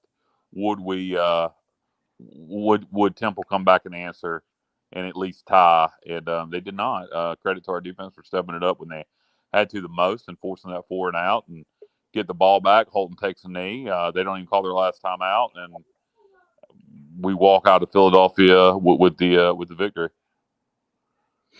And Dave's back. Sorry, that was a weird thing from StreamYard, so it just kicked me out for no reason. So sorry about that. Apologize. StreamYard was sick of your crap, Dave. Yeah, guys, and thank God. Craig's always good with a one-liner. Dave was abducted by aliens right before us. That's right. But guys, thank God we got that win, because if you end the season on 3 straight losses after, so let's just kind of break this down for a second, right? You go back to the BYU game, right? You beat UCF, you beat BYU. But by the way, Matt, BYU won their last 3 games, wins over Boise State and Stanford. Yep, they look good last night, Kyle. I watched them. They look good. So you have all the momentum in the world right after that game, and then you play Cincinnati tight. You lose, but you're still in really good shape as a program, because there's no shame in losing at Cincinnati by 2, even though you probably should have won the game. But then you obviously have the Houston debacle. So you had to right the ship. You had to get that win, and you would have imagine going into bowl season, and Mike Houston alluded to this as well in his post-game presser. Going into the bowl season on 3 straight losses, now you have a fan base that's disengaged. Everybody's pissed off. The players, maybe not as excited to be there. So the developments in the last, 3 minutes of that game were massive. Yeah, you're absolutely right. And he mentioned that. He said he would have been miserable all this week. He said he wouldn't have gotten any sleep. He said he would have made his wife miserable. They lost that game and went into the bowl season 6-6. So you're right. It guarantees us a win the season no matter what. So 7th win of the year gives you the opportunity to play for 8. You're on a 1-game win streak versus a 3-game losing streak. Despite the defensive performance, the offense and the special teams, righted the ship, if you will. And now you got some positive momentum to build off of. And the mistakes that need to be corrected, it's a lot easier, and I would think from a player standpoint, to work on those mistakes that need to be corrected coming off of a win versus a loss, particularly when you're getting ready for a bowl game. And you also match last year's win total, so you're not going backwards. You at least match what you did last year with a more difficult schedule. That's right.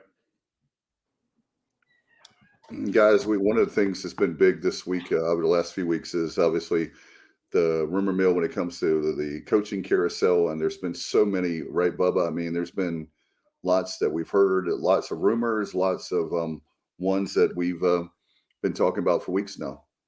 Yeah, we'll start with the one closest to home and most recent, Luke Fickell in Cincinnati. With everything he's accomplished there in recent years, he's been something that the coaching carousels and different job opportunities, have had his name in the mix. And it seems as though, he has told the team there at Cincinnati that he will be moving on to the University of Wisconsin to be their new head coach. Yeah, probably a good time. He's done everything. I kind of wondered if he would stay with them going to the Big 12, knowing that what he's built. But he knows they're probably going to take a step back going to the Big 12. So it's probably a good time to get out. He's done a lot there. And, we're talking about that right now, Robert. So I don't, I think it's a good fit. He's a Midwest guy, Ohio State. He plays physical football. Wisconsin, that's what they're known for, running the ball, playing good defense. So I think it's a good fit. I get why he did it, and it'll be interesting to see if Cincinnati hires. I don't care that much since they're not in the league anymore, but it'll be interesting to see. There's some speculation they may hire in-house. I'd be curious to know if they hired in-house, how much of that staff they could retain, and how much is he taking with him to Wisconsin? I think he's going to take, unless somebody gets the head coaching job, obviously, but the amount of money these guys are going to get at Wisconsin, I'm sure he's going to poach most of them. But to your point, Kyle, I think it's a great fit. I agree. I think it's a great fit. I think I think Fickle really wanted Notre Dame, guys. I think I was that was thinking kind of about like his dream job, Dave. yeah. And obviously Marcus Freeman got that last year, but when you think about it, this is kind of like the next best thing, I think, for him. He's a Midwest guy. He's got those roots. Like you said, Kyle, physical. He loves to use the tight ends, loves to run the football. It's a perfect fit. I think he's going to do as much as I dislike Fickle. Something about Fickle really annoys me. I think he'll do really well at Wisconsin. Oh, it's the losing to him. That's what it is, man. But it's also something about his face and that dumb sweatshirt he likes that says team on it. That team sweatshirt, that drives me nuts. You know what I hate about Cincinnati is when they bang the damn drum on the sideline. That gets on my nerves. That has nothing to do with Luke Fickle, but they bang the drum after they score a touchdown. I want to take that damn drumstick and beat somebody in the head with it every time I see them banging the drum on the sideline. It drives me crazy. And by the way, a point I was going to make earlier, and I was trying to resist it, but I'll make it anyway, is the fact that he said the comment at his press conference that they truly don't believe that we were trying to take Keaton Mitchell out. Of course you were. Of course you were trying to take Keaton Mitchell out. I would respect the man more if he said that they were trying to take Keaton. Well, I don't know if it was planned. I don't know if he said, hey kid, go take him out, because he didn't know Keaton was going to be making that play there. He didn't know that the pass was going to be going to Keaton Mitchell prior. But I believe that kid individually was trying to take Keaton Mitchell out. I don't think it came from Luke Fickle because, again, how did he know that play was going to be called? But I do think that kid individually was trying to take him out. I'm saying individual. I'm saying not necessarily that play, but if you take Keaton Mitchell out, that's a big part of our offense. Right. If you think Luke Fickle or any coach is going to come out and say publicly, exactly. or otherwise for that matter. But yeah. Well, I told her publicly make a comment like that, then I got some oceanfront property. Yeah, I know that. I told our kids. I said that son of a bitch is really fast, and if you take him out, we're gonna win this football game. So yeah, I put a hit on him. I said I don't respect him because he's lying his tail off. Well, I don't respect him if he did tell his players to try to take Luke out, but him lying about it is the only thing you can do.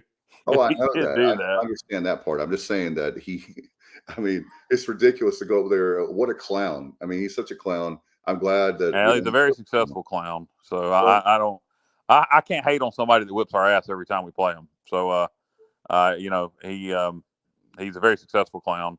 Maybe the bozo of the coaching world. We did beat him his first year, but yeah, Scotty Montgomery did. I know I'm not bragging about it, but anyway, let's move on because there's other coaching changes. There's rumors, in which I called this months ago, Bubba. As soon as the Georgia Tech job come open, I said they should hire Willie Fritz. Willie Fritz is at Tulane. Tulane academically is very similar to Georgia Tech, and Willie Fritz was also previously the head coach of Georgia Southern. To me, it's the perfect hire. I called it months ago, and it appears it might actually happen.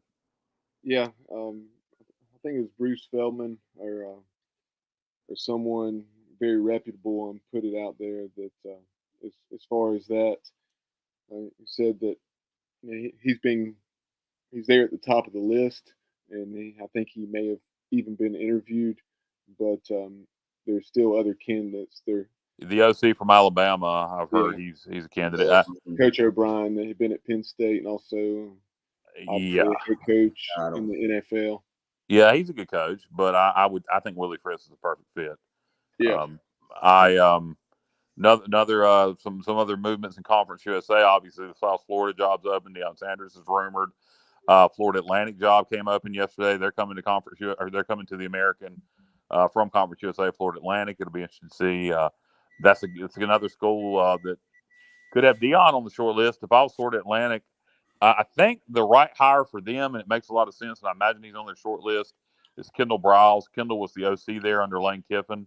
So I could really see Kendall Briles, current OC at Arkansas, being the next head coach at Florida Atlantic. It makes a lot of sense because he was there under Lane Kiffin. So really, I'd look for Kendall Briles to go to the top of the Florida Atlantic head coaching list. Yeah, I saw that earlier. Philip Montgomery fired at Tulsa. If I'm at Tulsa, I'm going over to Arkansas, and I'm considering that option as well.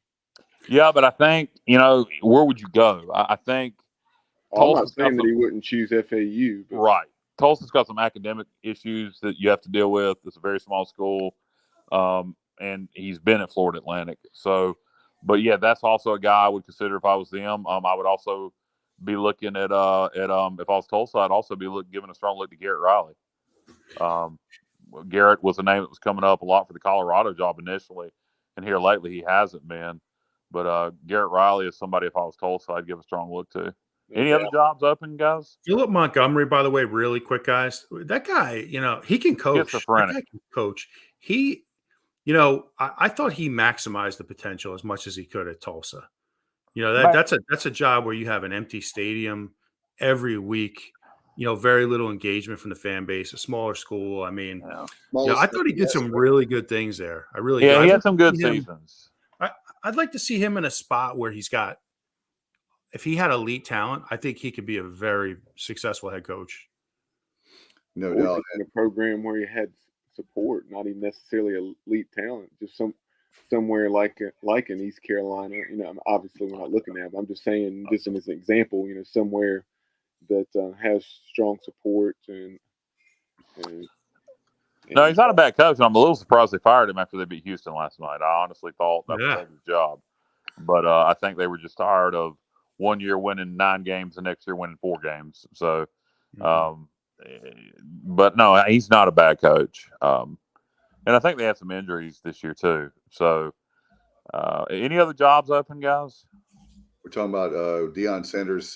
Craig mentions to USF, or at least USF fans considering the possibility. I think that's a slam dunk. I think that's a slam dunk hire. I really do. I think that, we talk about the fan base. They've had, they haven't made the correct coaching hire in a while. So that's their first one. Yeah. So it looks like that they need to have something. I think the fan base is restless. And I think the fan base wants, you're in Tampa. What a great market. You're in a great state. We look at Deion Sanders. He could get a lot of 4 or 5 star guys there.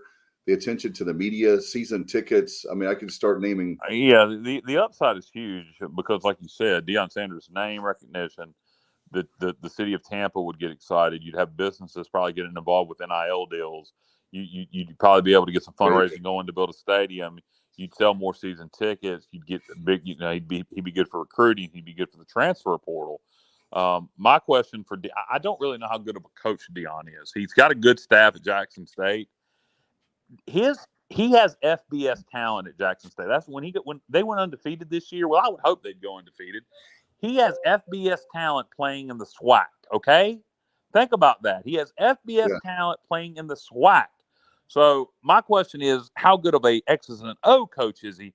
It won't matter so much if he can run practice. If you know how to run practice and you hire good assistants, you can just be a CEO. So that'll be key. See how he can do at the next level. But initially, it would create a lot of excitement for South Florida. I would totally understand the hire. And the rumor about Deion to Colorado, that is like as good of a fit as Tampa is for him. Colorado, that is bizarre, man. There's no way that is just a bad matchup. And by the way, I don't see that happening. Yeah, I wanted to mention my prediction way back. What about Matt Rule to Nebraska? I called that way back. Not that. Yeah, I thought that was a good fit. Matt Rule's a great coach. It was amazing to me to see on Pirate Radio's Facebook page, they posted about it, and the Carolina Panthers fans going, "Good luck." Yeah, he sucks. Blah blah blah. Okay, he sucks in the NFL, but he's a hell of a college coach. There's a lot. It does. Steve Spurrier sucked in the NFL. Lord Saban, Nick himself, sucked in the NFL. Lou Holtz sucked in the NFL. Steve Spurrier. Yeah, I said that. It just doesn't. It just doesn't always. It's very few. Pete Carroll, probably the exception to the rule, where the college game transferred well to the league. It normally don't. He's a hell of a college coach, though. What he did at Temple and what he did at Baylor, particularly when Baylor was in complete turmoil, is incredible. He'll do good at Nebraska. It'll take him a couple years, but he'll turn that program around to, I won't say what they used to be, but he'll have them as a contender in the Big Ten. Now, going back very quickly, and since we just moved off of the topic of Coach Prime, Monica chiming in on YouTube saying it's interesting to see Cincinnati fans now screaming for Dion. Is that Monica that calls in on Pirate Radio? Correct. Okay, Monica, I enjoy Monica. I enjoy your calls. So it was nice to put a face with the voice. The newer I would not hire Dion to Cincy. To me, Dion's the right fit for South Florida. I don't like that fit to Cincinnati either. Yeah, And Johnny Gardner brought up the Arizona State, what was vacancy, and they're going to be hiring alum Kenny Dillingham, the offensive coordinator from Oregon, making him the youngest head coach in FBS at 32 years old. And he's a guy that has an extremely impressive resume. For no longer than he's been coaching, his resume is very impressive. Having been offensive coordinator at Memphis, Florida State, and Auburn, in addition to Oregon. How the hell do you do that at 32 years old? How the hell are you the offensive coordinator at Memphis, Auburn, and where else did you Florida say? State. Florida State, and He had that connection, and now Oregon, Mike Norvell, and now you're the OC at Oregon. How the hell do you do that when you're 32 years old? That's incredible. And then also another one that we have not mentioned, Coach Shaw resigned at Stanford. Not surprising with the recent lack of success there. Last night they got beat by BYU, as BYU finished 7-5. But what do y'all think about that job? You talk about a guy who had a tremendous career at Stanford. His first 9 years or so were amazing. He did incredible things at Stanford. I mean, he did a tremendous job. It went off the rails a little bit here the last few years. But the thing about Stanford that's so challenging is you have to have somebody that understands the academics part of it. I mean, you're talking about, the Ivy League of the West, right? Isn't that the nickname for Stanford? Yeah. So you got to have the right guy. That's a tough job, man. Like, to be able to combine the academics and the athletics, you really need the right guy. So I wouldn't even be able to begin. Willie Fritz would be on my list for them too. I could see that. I think that's a good call. That's a good call. That's a tough one, though. Charlotte had made a hire, and they hired Biff Poggi from the Michigan staff. And the fear with Biff Poggi is if he has the sports almanac. If Biff has the sports almanac, we're screwed. If Marty has gotten it from Biff, we're good. But if he's got the sports almanac, we're screwed. If you don't get the reference, I'm not explaining it. Yeah, exactly. And then Richard Alsbrook says to Skip Holtz get back into college coaching. Obviously, Skip doing well in the USFL, winning the championship. James told me yesterday, Bubba, my buddy James, I'm referring to, that UAB has not necessarily going to hire that interim coach to be their permanent coach, that he is a candidate, and that Skip is also a candidate for that job. Correct. Wow. Obviously, the Bill Clark health situation there, and then they went the interim route for this season due to the timing of that. And Skip's right there coaching the Birmingham Stallions, and now, I mean, he at least to some sources may be the top candidate there at UAB. Charlotte passed him over for Biff. I mean, of course, there's some people that say he turned it down, but watch Biff end up going like 12-0. But just on paper, that's a goofy hire. How about La Tech? They haven't exactly set the world on fire since they got rid of Skip. No, that program has continually gone downhill. Skip's a great coach. I'm a fan of him. He's got a good personality. He knows how to connect with players. I would love to see him back. I think that is an interesting fit at UAB. Yeah, it wouldn't be a bad hire at all. Our league, so he'll be playing against the Pirates again. A lot of the schools coming to our league, Florida Atlantic, UAB, Charlotte, all making changes, hiring coaches. Obviously, figuring they're stepping up in competition and exposure, so they're trying to put their best foot forward. Dude, you just depressed me, Kyle. You just depressed me, Charlotte, by mentioning our new league. I'm going to miss this current American Conference. Even though it's spread out, it's not necessarily what you call a regional conference. There's some good teams in it, and it's competitive every week. Everybody has a chance to win. It's going to take me a while to get used to seeing Rice and Charlotte and some of these teams on the schedule. That's rough. What about the fact that we could actually have now a chance, we would be. I know that people are asking about that on, I think, Mike and different ones. We're going to be. I would say, wouldn't you say, with this new conference, we'll be at least in the top three? I mean, we're going to have a fighting chance now. For sure. Well, I mean, I see what you're saying. I would think next year we were replacing our quarterback, obviously, and some other key pieces. So in this new conference, we need to be in the top of it every year, the top 4 or 5. You're going to have East Carolina. You're going to have Memphis, SMU. It'll be interesting if Tulsa, if they come back, UAB, what they'll do. UTSA as a team that's coming in with a lot of momentum there. In fact, interesting note, Conference USA Championship game this weekend. They went non-divisions. They've taken the top 2 teams, and it's between UTSA and North Texas. So whoever wins Conference USA is coming to the American. So UTSA's got a good program, and North Texas had a good year this year. So that is what it is. I still don't understand the North Texas ad because we already have the Dallas market. But the UTSA ad, despite being 1,000,000 miles away, that's a good up-and-coming program with great fan support. They get over 30,000, 37, 38,000, 40,000 sometimes in the Alamo Dome. So a lot of upside to UTSA. Yeah, your buddy.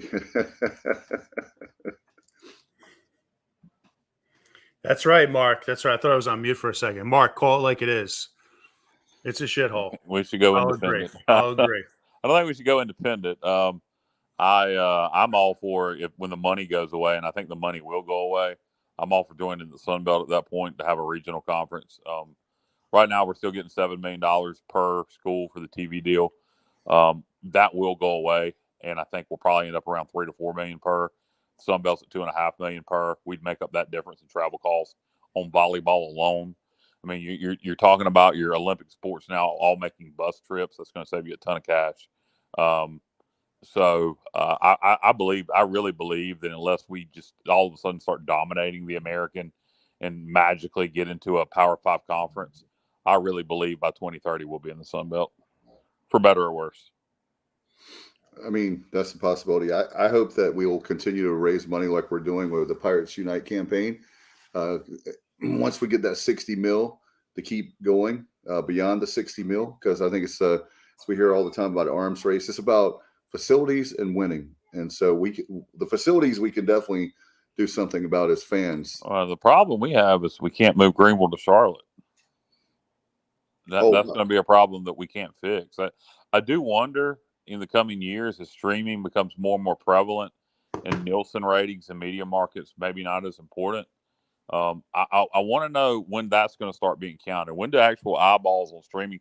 Because you can count that. It ain't like the stupid old Nielsen system. You can actually count real eyeballs. So that's what I want to know. Who's streaming more games, East Carolina or Cincinnati? For example, that's just one example. I would think our streaming numbers are pretty high. And at some point, maybe when it all goes all streaming, that'll pay off for us. And Kyle, by the way, I thought about you because Hulu has I didn't realize this. I just happened to be looking at my account. You can opt in or opt out of the Nielsen's. And it made me think about you with that very point of if Hulu has it on there about, like being counted towards Nielsen, what about, the ESPN and all the other ones? That they're counting how many people are streaming each game. They have to for advertisement purposes. And back during baseball season, I think it was a great example. I watched a lot of baseball on ESPN Plus this past spring, and there was a lot of teams in the American that did not have any real advertisement during their baseball games. Where at East Carolina, every game that was streamed during baseball season, we had real legitimate advertisements from real legitimate companies. So ESPN was able to sell advertisement for our baseball games where they couldn't other American teams. Yeah, I think that we're on the when it comes to this issue. I hate the term Group of 5 or Power 5, as you guys know, but I think we're right there on the bubble. That's what makes it so awkward for us. We're not a Group of 5 team, but we're not yet really a Power 5 team when it comes to facilities, money, that sort of thing. So Cincinnati. There was an article, I can't remember where I read it, but it was talking about Cincinnati and how it took them 10 years.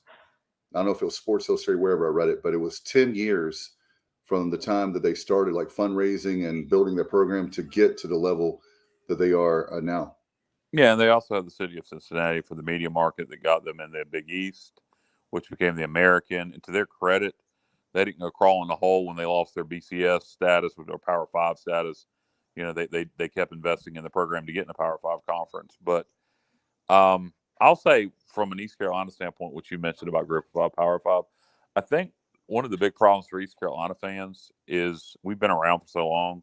We remember when we had rivalries with Syracuse and West Virginia, and then we were in the same conference with Cincinnati, and we were in the same conference with TCU, and we were in the same conference with Louisville, and we were in the same conference with UCF, and we've seen all these teams move on, and we haven't. And part of it's always been bad timing for us. It seems like when expansion happens, we suck, and then part of it's media market, and that's something that unfortunately we really can't do anything about. I think it's the population of North Carolina continues to grow. I hope East Carolina would get credit for the whole state, but Greenville's not going to become a major metropolitan area overnight. I do think the growth of the state as a whole should help us. And one of the things we need to do is get our reputation back to what it once was, as far as supporting the program, traveling to bowl games. So if you're sitting on the fence and thinking, well, oh, we should be better than 7-5. We should be 8-4, 9-3, maybe even 10-2. So I'm not going to go to the bowl. Just keep that in mind in the future. If you want us to, go to another conference, just remember that and reflect back on that, because if enough people take that approach, then we won't be where we want to be. So as frustrated as we are with certain things, so let's support the program. And Mike Radford was chiming in with his love of what the Sun Belt's been able to do, saying it would be one hell of a baseball league. Oh, my God. The baseball league would be a monster. A monster. Whew. And then let's see. Robert Dedrick said Cincinnati breaking ground soon on a $100 million sports facility. When you got Big 12 money coming in, you can do that. Not surprising when you had that Big 12 money coming in, as Kyle just said. And then Randy, too, is just talking about, moving forward, we have to handle our business in the new look American and really start stacking some 9, 10, 11-win seasons like Boise State did in the Mountain West. And done them a lot of good. Well, but what's the alternative? It's no, I'd rather win. You'd obviously rather win, whether you're stuck here or where. At least if you do that, then you give yourself a chance of being in the conversation. We can control what we can control. Yeah. So and investing in the program as best we can, showing up for games, buying season tickets, going to bowl games, making sure we support Mike Houston. If Mike Houston leaves, making sure we make the right hire. You control what you can control. Right. We can't make Greenville into a major metropolitan area, unfortunately. That's our biggest stumbling block. It is. I do agree that if we won a lot of games, conferences, championships, won a lot of games, they would take a look at us because of the reputation of, for example, filling up Dowdy Ficklin. That's a big deal, and we do have a great average. I think it's 42. What is it, Bubba? Help me out. 43,000. I think off the top of my head. I'm not sure what it is right now. I just know we were right there with UCF atop the conference. Need to confirm those final numbers, but a couple of things before we get out of here. I'm taking a look around the American this weekend. I know, Matt, you were watching some of it. I think the others were as well, and that's that Tulane game at Nippert Stadium, and what a ball game that was. Watched the majority of that one from start to finish, and you look around the league, all 5 games this weekend, guys, were all decided by one score or less. Yeah. I'll tell you guys, that running back Spears for Tulane, tremendous player. He damaged. He did a lot of damage to Cincinnati. So congrats to Tulane. I was really happy to see that. I wanted it to be us. We almost had them, but I was just happy to see Luke Fickell and Cincinnati lose that game. Yeah, me too. I only got to watch the end of that game. I was visiting friends in New Bern, but I did watch the end of it on my phone, and I'm glad to see Tulane beat Cincy. I hope they Oh, they win the conference championship over UCF because they're staying in the league. That looks good for the league. If Tulane wins the conference championship, they're staying. They're not leaving. So we really, really need to be rooting for them against UCF. Hey, absolutely. Our good friend Corey Glore, voice of the Green Wave. We're going to be pulling hard for the Green Wave, and that would be great. Guys, that would be great for Tulane. And one point I want to make, and then, Bub, I know we're talking about the scoreboard. We were talking about the different teams. Look at Tulane. Tulane has had one magical season, was a 98. But look what Willie Fritz has done. He's built the program up. You look at other programs, we need to step up. The FAUs coming in, the USFs of the world, the Tulsas. If we get some of these great hires like the Dion, like the USF, the American that we talked about is weak. Well, if you start getting some big name hires in there, yeah. I want to point this out, Dave. Willie Fritz has a very similar resume to Mike Houston. They have both won FCS national championships. He did have one FBS stop at Georgia Southern right when they were transitioning before he went to Tulane. But his first 4 years at Tulane, his record was very similar to what Mike Houston's is here. And so to me, while they're not exactly the same coaching style, there's some similarities there and similarity in background. And like I said, through the first 4 years, very similar records.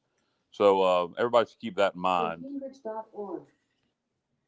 Yeah, no doubt. That was I think Willie Fritz is a great coach. You guys know that. And he took, like I said, Tulane is not an easy, that was another thing I was going to make a point. Tulane is not an easy job. And he took that and he made it a respectable program. And how many years in a row they've gone to a bowl? I mean, so many years. They had a record until I think last year. Yeah, they had went to a bowl 2 or 3 years in a row. Then last year, obviously, didn't go to one, and had a very disappointing year last year. But boy, they made up for it this year. Yes, they sure did. They sure did. And guys, some really interesting things around the country yesterday. As Bubba dropped off, I know he wanted to mention it, but who's hotter than South Carolina right now? I mean, Shane Beamer's got that thing moving in the right direction, and I actually wasn't surprised at all to see. I thought South Carolina would cover that 14-point spread. I wasn't totally surprised to see them win. But the game that really surprised me was Michigan just absolutely beating up on Ohio State in the horseshoe. That was, I called that. That was the one, not to beat them up, but I thought they would win a tight game, Michigan, again. And I think that,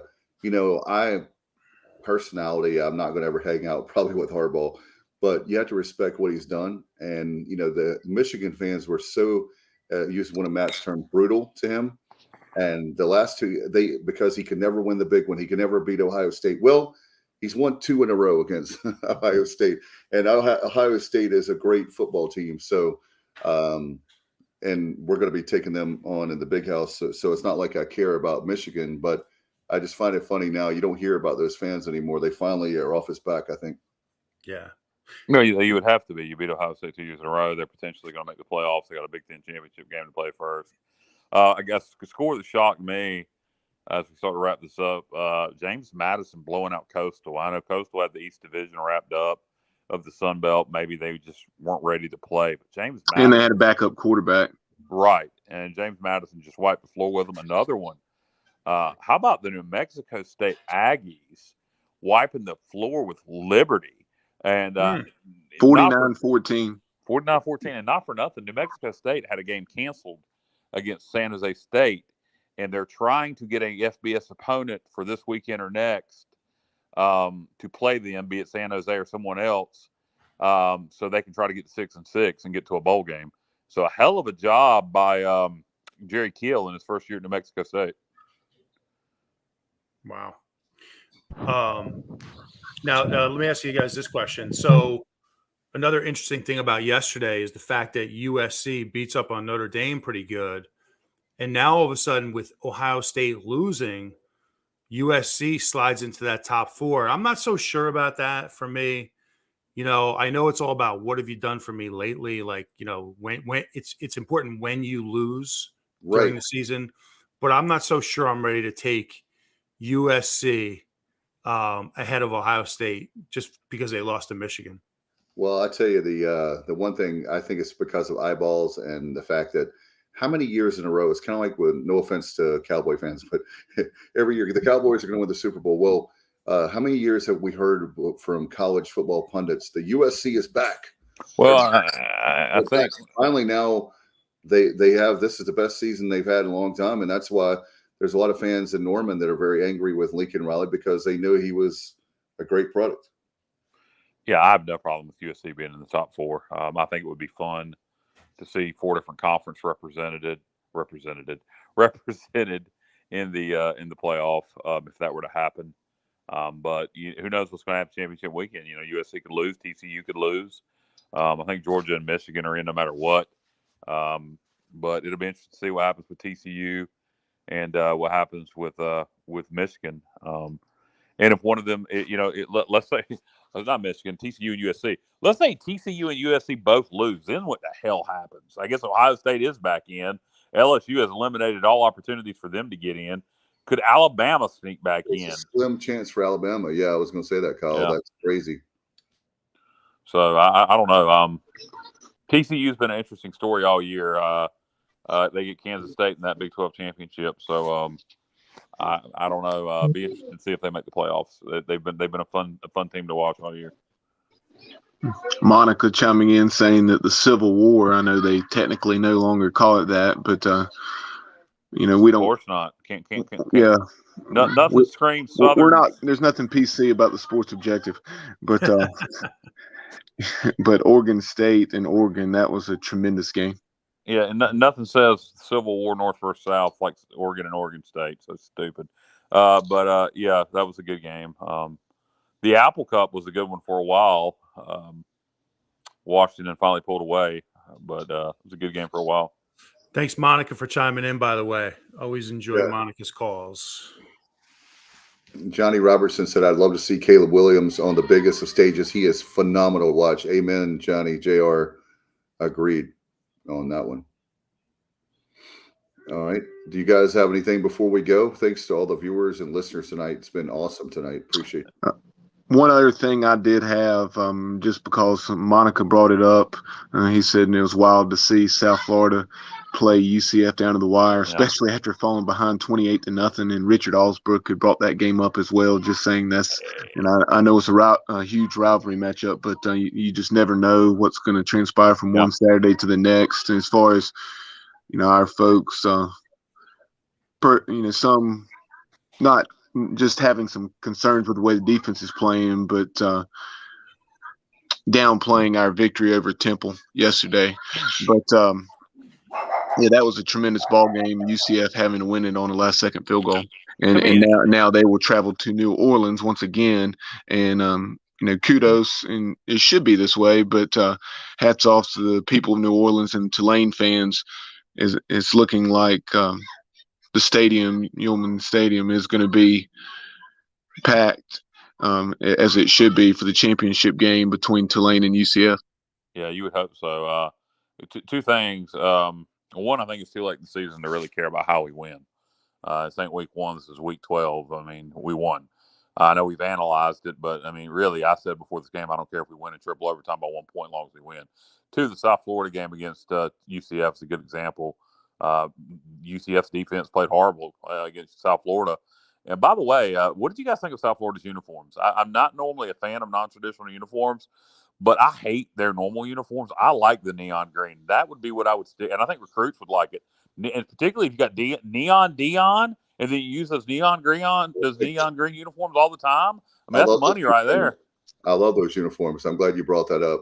I was watching that last night, and I knew I was watching that game, and I looked on the TV several times. I was like, oh, wow, that's USF. Wow. Yeah, I liked them. For whatever reason, I liked them. I thought I would stick with them, particularly if Deion Sanders is coming in. It makes a lot of sense. And you look at what Deion, Jackson State, some people, if they didn't see the picture, they may not believe it. But if you watch some videos of Jackson State's games there at home, they're consistently putting 40 to 50,000 people in the stadium. As we all know, USF has struggled to put fans in Raymond James. You could see their butts in the seats at their ball games increase 400, 500, 600%. I think the impact that Deion Sanders would have on the casual USF fan or just people that aren't USF fans and getting them to become USF fans it would be unreal. It would get a lot of attention, no doubt about it. It would be a smart hire if they can make it. And if it doesn't work out, it doesn't work out. But nobody could blame them for making that hire. It would make a lot of sense initially. How about College Game Day? I can already see it right now, guys. God. Labor Day 2023. Nah. The pieces on College Game Day is like about Deion. He's going to bring all the excitement, all the. Oh yeah. On game, I thought you were saying they were going to be live from Tampa. I'm about to say no way. But no, there would be a lot of talk, on game day, et cetera. Yeah. All right. Well, appreciate again everybody coming on tonight. Man, a lot of great viewers and listeners means so much to us. In fact, the Pirate. It's nice to have a win. Obviously, too. The Pirate Playback is brought to you by L&K Custom Homes. We appreciate Kevin Walker. KK has been a part of our show the last few years on our show, and obviously, I appreciate Kevin so much. He does a great job. If you're looking to build a home, especially in that Triad area, Greensboro, Winston-Salem, High Point, but if you have the money, he has the time. Call him 336-688-8461. Our good friends at Porky's Backyard Barbecue. Want to give a shout out to Mark Holliday and all our fine friends there, Mark and Terry Holliday. In fact, Kyle, I'll give you credit. You talked about call the Holiday Brothers for your next holiday party. Call them 252-661-0337. And of course, Kyle, we have pgxgloves.com, don't we? I always have pgxgloves.com, and it's the holiday season, and maybe you need to order some gloves for the athlete in your life. Maybe your husband plays golf, and you wanted to get him some custom golf gloves. That'd be a nice stocking stuffer. pgxgloves.com for all your sporting gloves needs, and put in promo code ECU at checkout. And how much do you save? I don't have the graphic on the screen right now. 25%. 25% with promo code ECU. Just got to put in 3 little letters. You save some money. All right. Any final thoughts before we get out of here?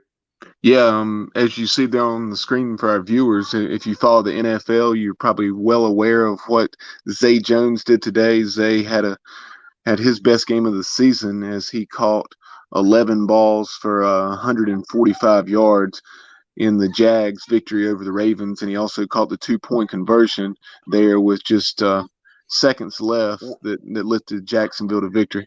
What is the deal with all these Pirates end up playing well in Jacksonville? David Garrard, Gardner Minshew, now Zay Jones. It's weird. I don't know. It's a nice connection. No doubt about it. Hey, they made the league. That's the most important thing.